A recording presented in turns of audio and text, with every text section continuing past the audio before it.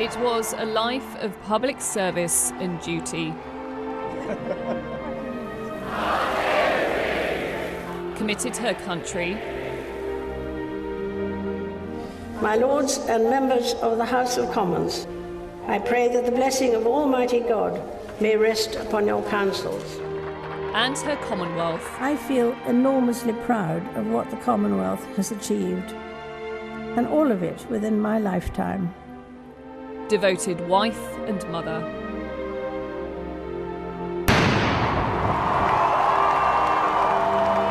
A constant figure of national pride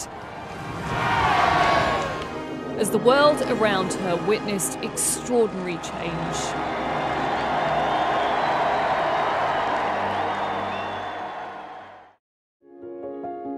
Born in 1926, Princess Elizabeth wasn't expected to be Queen.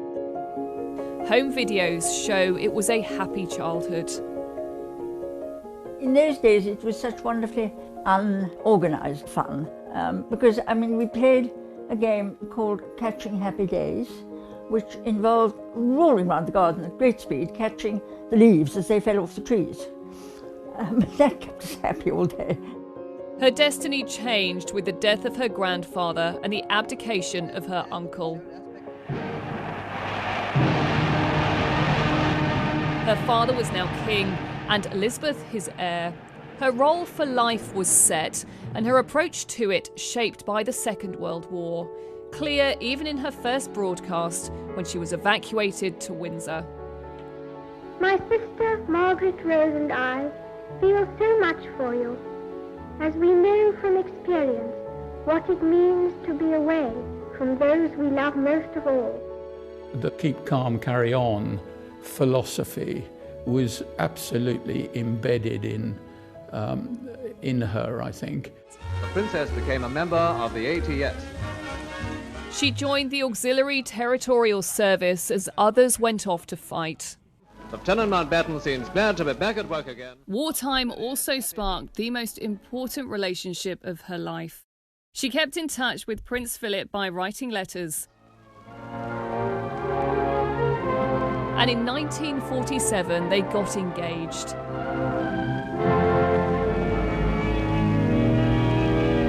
A glamorous young couple, their wedding was celebrated across the country.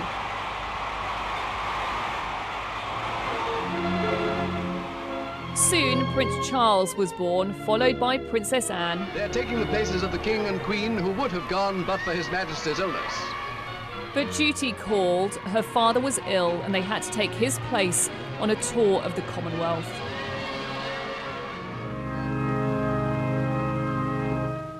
To the stunned heart of London and to the whole Commonwealth came the tragic news from Sandringham of the passing of a beloved sovereign, King George VI. In a remote lodge in Kenya, Prince Philip told her the news. She was now queen. All accounts say that she gulped, gathered herself, a grieving daughter, but also now the queen, in a way that she could never have imagined, and of course in her early 20s at the time.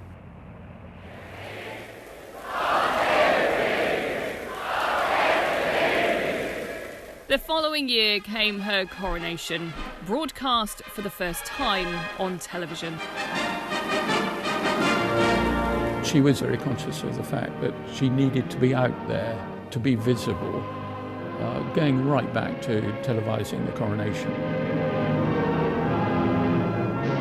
Only 26, Queen Elizabeth still had to prove herself to courtiers, politicians, and the country. Years later, she described how it felt. In a way, I didn't have an apprenticeship. My father died much too young. It was all a very sudden kind of taking on and making the best job you can.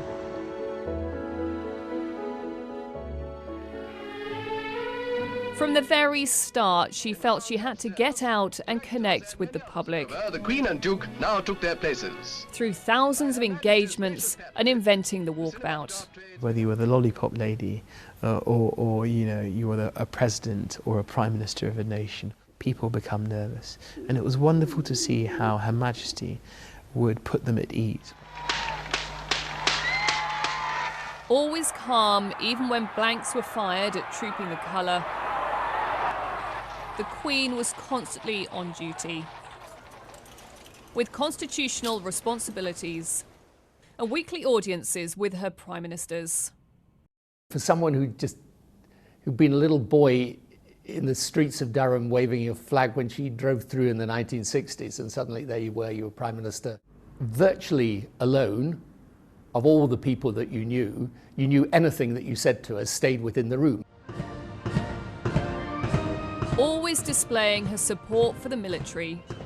The principle of listening to what she thought Churchill might have done in similar conditions or circumstances to what I found myself in. It was those sort of conversations that I learned a huge amount from and will treasure forever. It's really nice comments, including one from President Biden. Oh, that's very kind. As every day there were red boxes full of state papers to deal with. Do we think that this is a good idea? Do we know what it's about? She was a wonderful boss.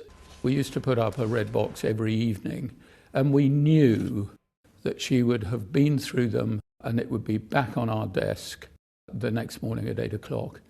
It was extraordinary how she did this day after day throughout her reign. It wasn't just matters at home. As head of the Commonwealth and Queen of other realms, she travelled more than any other head of state. I remember going to Uganda for the Commonwealth Heads of Government Conference, and from the airport to the hotel, I don't think I've ever seen crowds like it. Always conducting her own powerful form of soft diplomacy. I did get a sense how concerned she was sometimes about some of the conflicts, some of the challenges. She can have a personal conversation which, helps to move on some really quite difficult and tricky political moments. I think we haven't kept you waiting. Very nice to see you. Yeah. They melt around her. And I've seen the strongest men just literally sort of become putty in her fingers. They are all in awe of her. Uachtaráin agus a Choide. The first British monarch to visit the Republic of Ireland in 100 years. She was a figurehead of unity and stability. She never wavered from duty or service. And in uncertain times, people need anchors. We've lost one of our most important anchors. I'm very glad to have been able to join you today. There at times of national tragedy, including the coronavirus pandemic. Adapting the way she worked to reach out, set an example, and rally the nation with messages of resilience. We should take comfort that while we may have more still to endure, better days will return. We will be with our friends again. We will be with our families again. We will meet again. Her Majesty is the warrior queen. She has done it. She's been there. When Her Majesty addressed the nation, it's the empathy. We're all in this together, but it's going to be okay. My grandfather broadcast the first of these Christmas messages. Her Christmas broadcast every year was her chance to send a personal message. It's no surprise that families so often treasure their Christmas routines.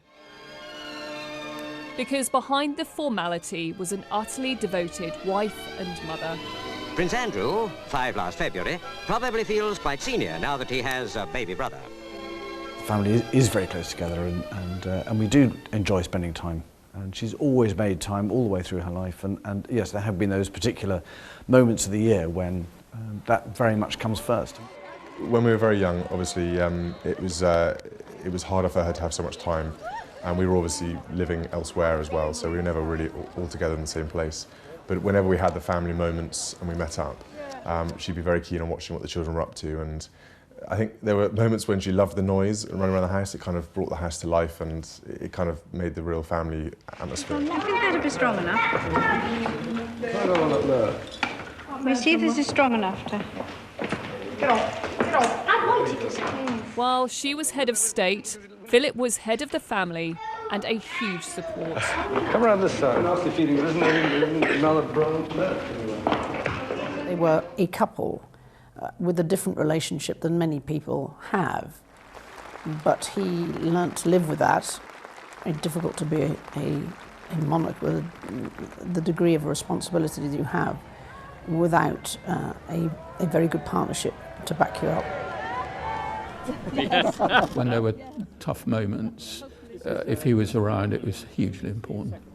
You could see them working a crowd or working a walkabout. You watch it, they'll stop you. It wasn't planned, it was instinct. They both had the same metabolic clock, I think.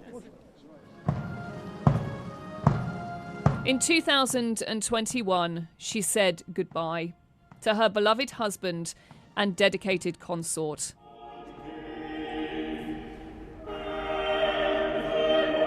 We have been inspired by his unwavering loyalty to our Queen.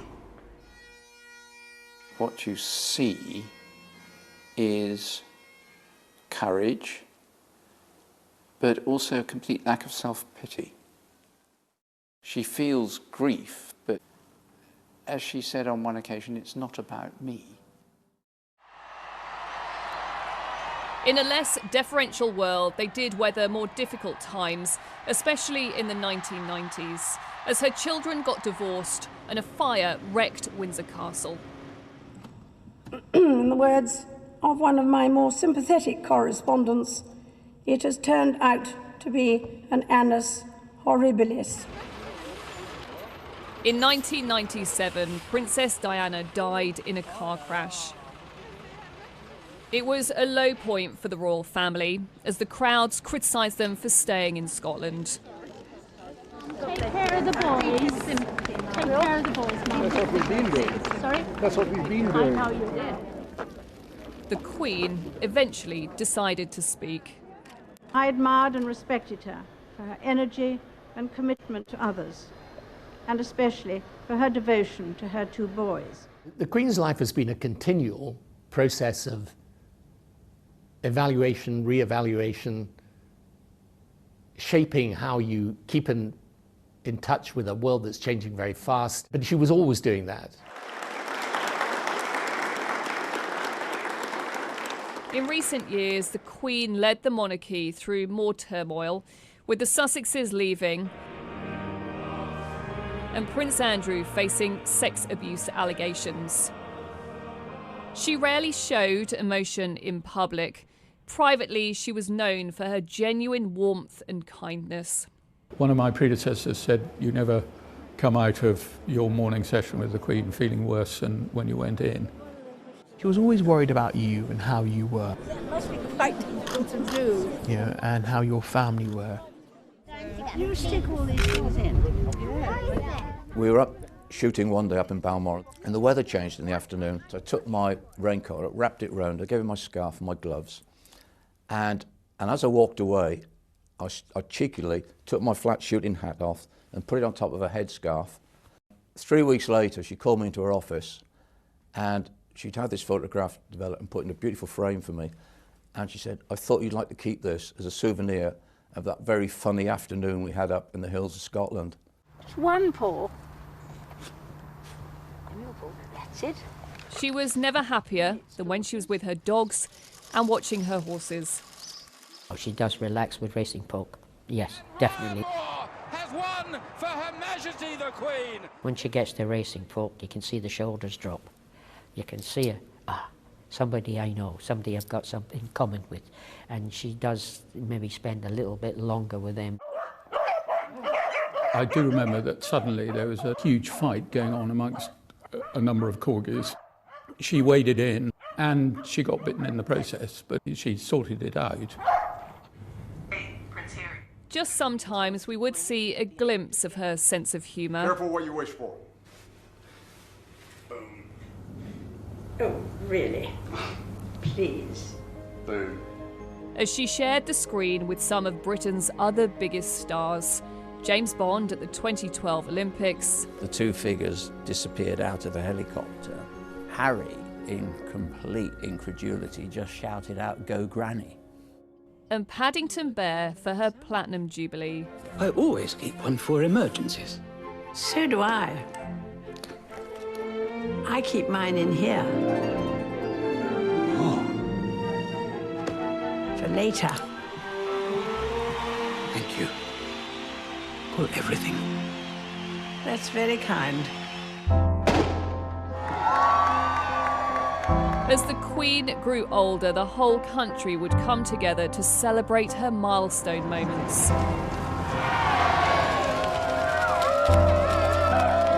She would go on to become Britain's longest reigning monarch. Inevitably, a long life can pass by many milestones. My own is no exception.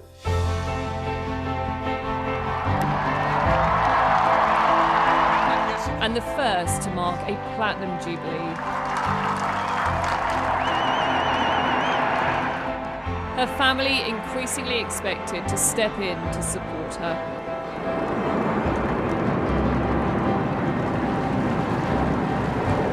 The Queen's remarkable reign and the stability it brought, helping to secure the future of the monarchy as her family continued to grow.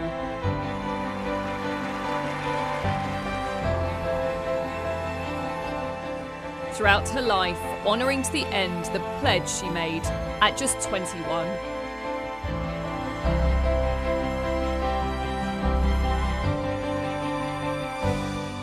I declare before you all that my whole life, whether it be long or short, shall be devoted to your service and to the service of our great imperial family to which we all belong.